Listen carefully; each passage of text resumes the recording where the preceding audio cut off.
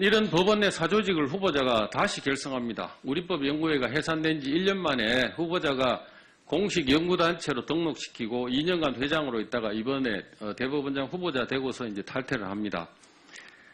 국제인권법 연구 발족 초기에는 인권 문제하고 관련된 관심을 보이기 위해서 후보자가 2012년도에 직접 한국 성소수자 인권의 현주소라는 학술대회까지 이제 개최한 적이 있습니다. 이때 당시에 그 주제 발표하러 나온 김선일 판사는 동성 커플에 대한 법적 보장의 형태와 상관없이 그 내용은 이성 커플에 대한 법적 보장과 실질적으로 평등해야 된다.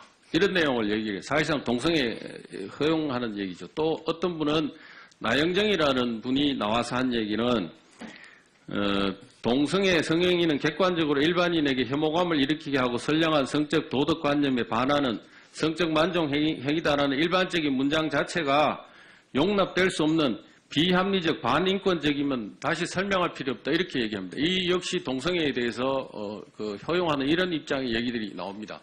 후보자께서 직접 참석한 그 자리에서 이런 내용의 토론들이 오고 갑니다.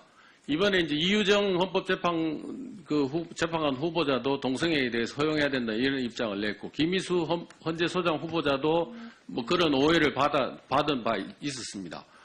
이런 인권 문제에 대한 후보자의 거론 이후에 이렇게 거론을 했습니다만은 국제인권법 연구의 주된 관심사는 우리법 연구회하고 마찬가지였습니다.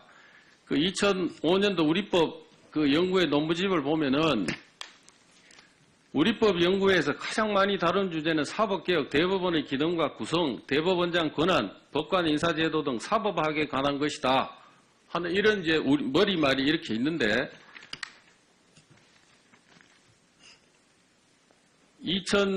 금년도 국제인권법 연구회 진상조사 보고서를 보면은 2015년 7월 7일 날 인권보장을 위한 사법제도 소모임이 우리 국제인권법 연구소 내 소모임이 만들어져서 여기에서도 주로 토론된 내용이 주로 판사의 사법행정 참여 방안, 사법행정 참여 판사의 대표성 확보를 위한 판사회의 실질화 방안, 법관인사 유연화 등 뭐 이런 내용들이 오고 갑니다. 여기도 전부 법관 인사제도, 사법제도하고 사법행정에 대한 논의를 한 이런 모임으로 이게 변질이 돼 갑니다.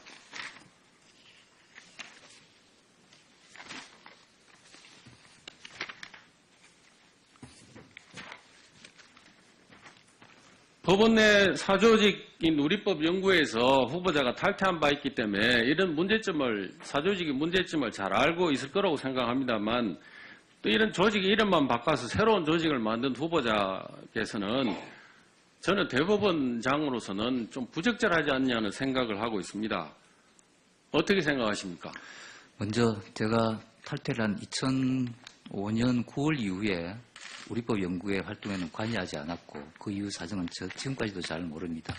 제가 2011년도에 가을에 국제인권법 연구회를 제가 창립할 때 관여한 것은 제가 주도적으로 그걸 만든 것은 아니었고 그 당시에 이미 공부하고 있는 모임들 중에 몇 사람이 커뮤니티 회장을 고등부장으로 해야 되는데 마땅한 사람이 없다고 저에게 부탁을 해서 한 것이고 그리고 제 질문의 취지는 그 사조직을 또다시 만들었다.